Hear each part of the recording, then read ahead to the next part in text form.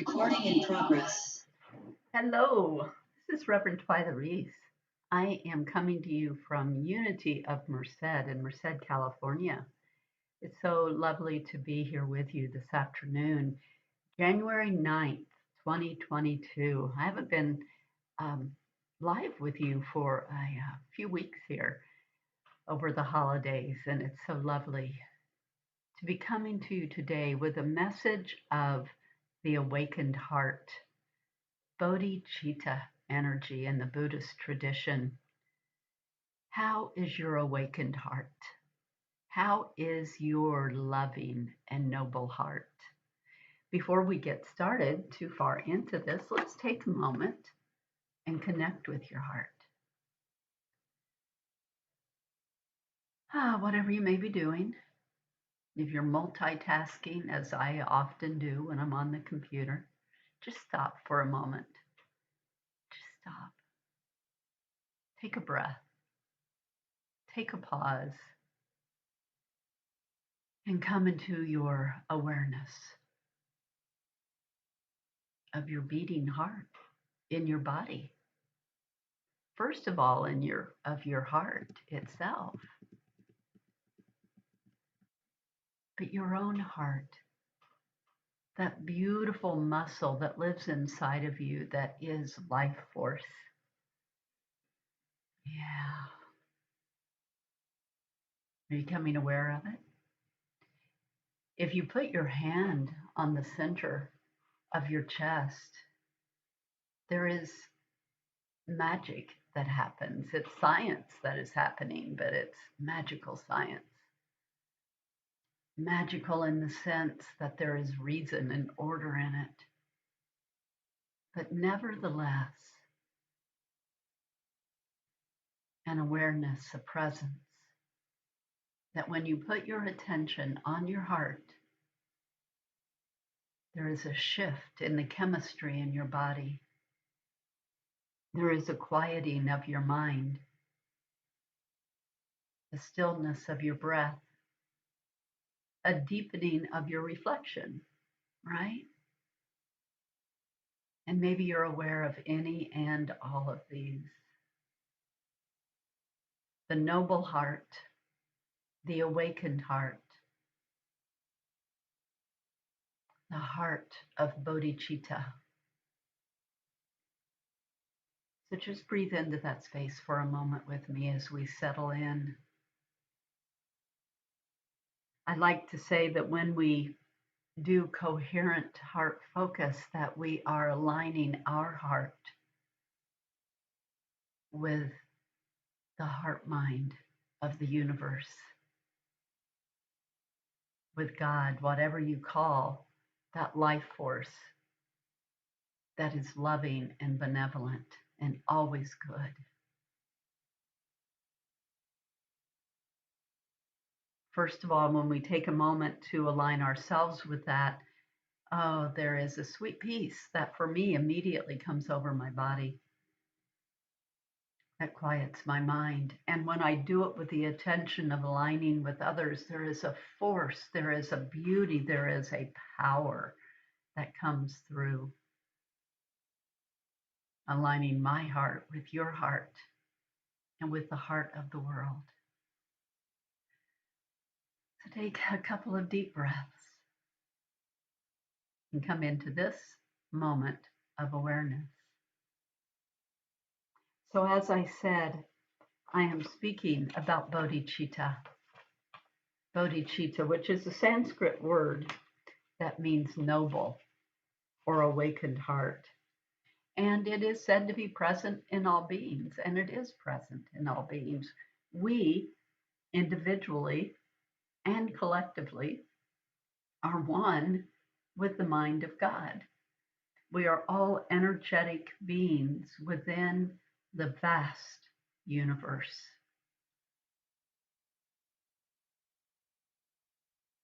There is only one presence and one power in my life, in your life. God the good. God the good. And we are inherently good because we are connected to that life force. We are one with that life force that many of us call God. Other people call it other things. I had a friend who did not have a belief in God. She later became a unity minister. But when she first started connecting to that spiritual part of herself, she called God peanut butter because she loved peanut butter. She could relate to peanut butter. And guess what? God doesn't care because God is vibrational life force energy. Ah. So we go to that place where we find our deepest love, where we find our deepest calm. And if we can't get to the deepest, we go to that place where we are at least connected to our breath and to our heartbeat. And then we let nature take its course. Pema Chodron says in her Pema Chodron pocketbook, which is daily readings, just snippets and pieces of Pema Chodron's wonderful Buddhist work. She says, just as butter is inherent in milk and oil is inherent in a sesame seed, this soft spot is inherent in you and in me. This is the time to touch the genuine heart of bodhicitta. She says, when inspiration has become hidden, when we feel ready to give up, this is the time when healing can be found in the tenderness of life, in the tenderness of pain, in the tenderness of joy.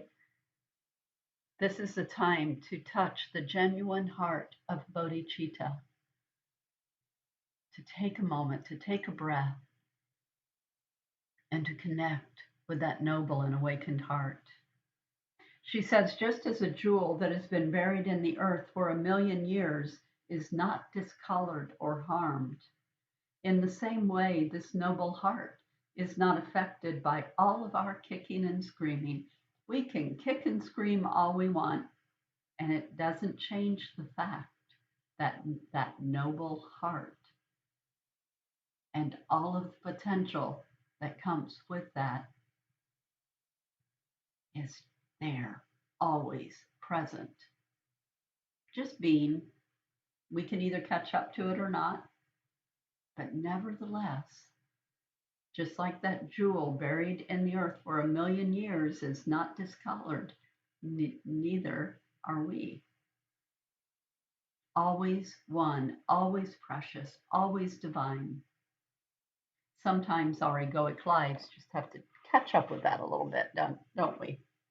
Well, maybe not you, but I know for me, there are moments, dare I say.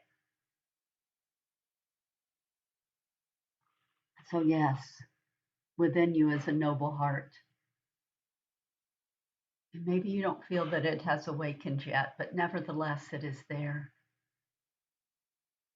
And what about the people around you? Those divine souls, you can see them everywhere if you take time to look. A couple of stories that came across my news feed this week, my social media feed, I should say. I don't get my news off of social media. I don't find that to be a very accurate source.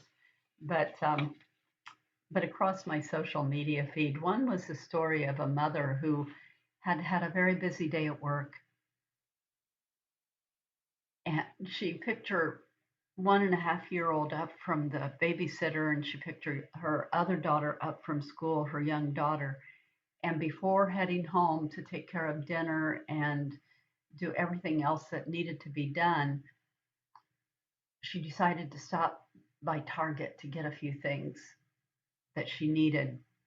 She was in a hurry. She was tired. She had both the kids with her. She ran through Target. She got what she needed, and she chose a line that had only one person in it, thinking that that line would go quickly. She unloaded her cart onto the conveyor belt, and then she noticed that the person in front of her was an elderly woman who was paying for everything that she purchased with change. Not only was she paying for it with coins, she was purchasing one item at a time. And my guess is that was to make sure that she had enough money to buy what it was that she came to get. So this busy mother, she had one person sick at home, a 1.5-year old having a meltdown in the cart, and her other young child with her, and she just wanted to get through the store quickly and get home. And instead, she was given an opportunity to become quiet. And of course, at first she was annoyed, but then she watched the clerk that was interacting with this woman, who was so patient, who was so kind, who was helping her one item at a time, counting her coins. And the magic that happened in that moment was the mother who was in a hurry, she noticed that her young daughter was right up close to watching what was going on. She was watching the clerk, whose name happened to be Ishmael, help this woman, and she was observing this kindness. She was observing compassion and patience. And the mother herself dropped into that place of compassion and patience and taking a moment to take a breath and being so blessed and feeling so much gratitude for the store clerk who was being so patient and kind to this woman. Once he was finished with the older woman and she left, he apologized to the mother for her having to wait, and she said, "No, thank you. Thank you for giving us the opportunity to stop and slow down. Thank you for giving my daughter the opportunity to see loving kindness and compassion being practiced." After she finished checking out, even though she was still in a hurry, she went through the store looking for the store manager so she can let the manager know about this wonderful employee.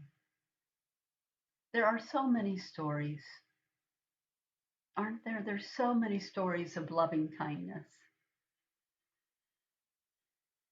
so many stories of beauty. Another story that came across my feed was an elderly gentleman who worked at a grocery store, who works at a grocery store, and he I'll give you the short story of it.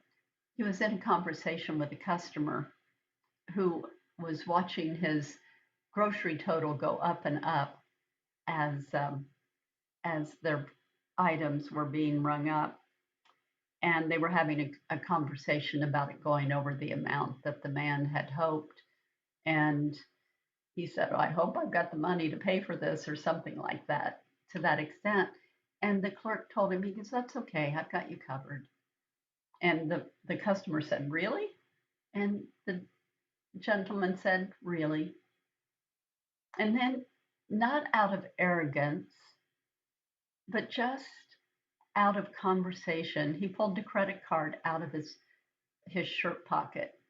And he said, "I keep this right here in his shirt pocket next to his heart, in case somebody comes through the store that doesn't have enough money to pay for their items. Then I'll just cover it. I'll just cover it on my card." Kindness, compassion, generosity. We see in our world so many opposites of that. We have been seeing um, it seems like an increase of people who are upset. Oh, you know what? I was in Target yesterday, and there was a man who was holding a tiny baby, an infant baby, and he was holding him out in front of himself, right? So the baby was facing outward, and he was just kind of gently bouncing him. And he was just standing there in the aisle, just waiting for someone. And the little tiny baby didn't have socks on, right? I mean, we know that, right? Because they're always kicking them off. And oh my goodness, this baby's feet, sweetest things in the world. Those little tiny baby toes and those little feet just kind of bouncing around what looked like maybe his grandfather was holding him. I had my mask on, and I took a moment and I stopped and I looked at the man who was holding the baby and I said, "Oh my goodness, those beautiful feet." And he just looked at me and he smiled and said yes. And then as I turned to go, a young woman was walking up to us and she was bothered.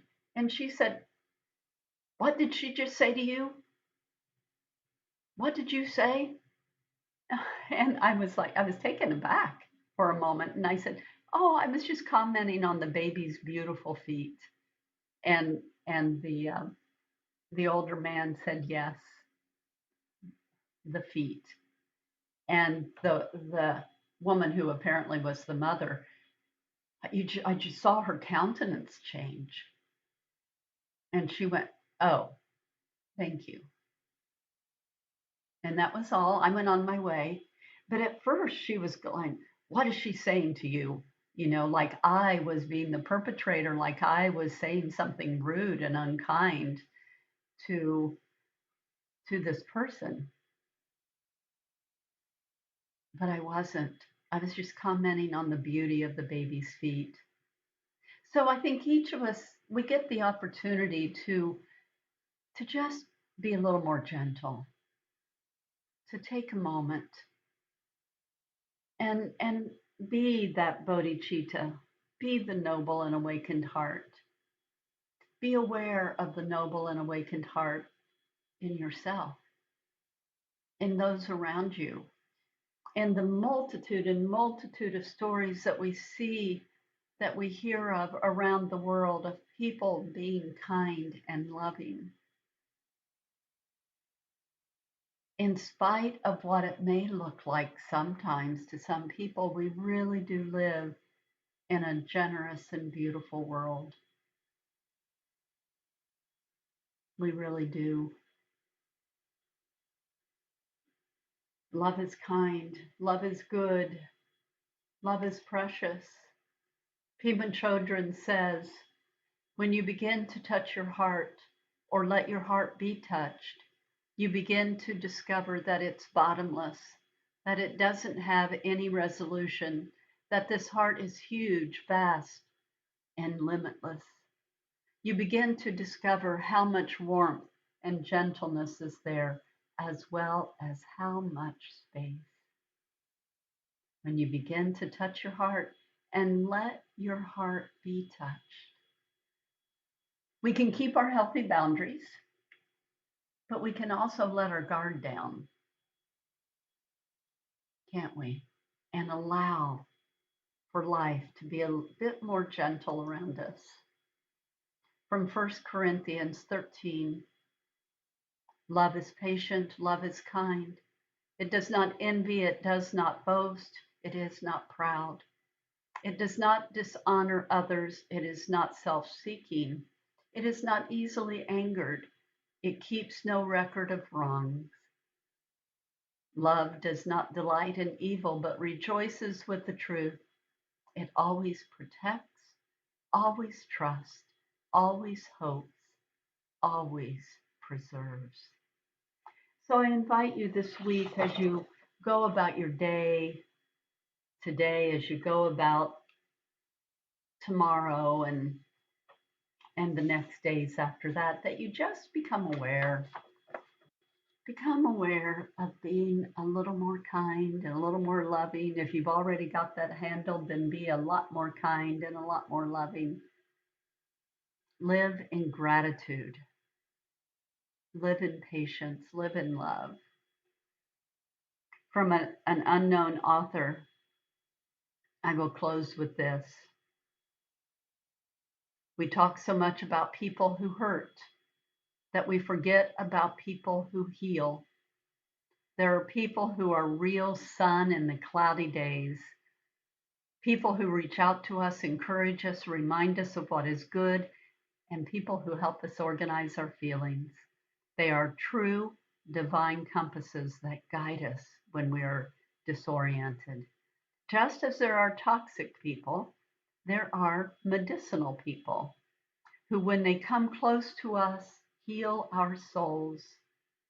What makes a person like that is not the absence of flaws, it's the kindness of gestures. It is that bodhicitta heart. These people transmit peace to us without a word being said. They carefully silence our souls and plant seeds of optimism in our hearts. People who embrace us only with their presence, easing our discomfort. Let's take a closer look around us at the people who heal. The world is full of them. Come closer, attract them. Let us be one of them. So may you be one of those people this day and all the days to come. Go with an open heart.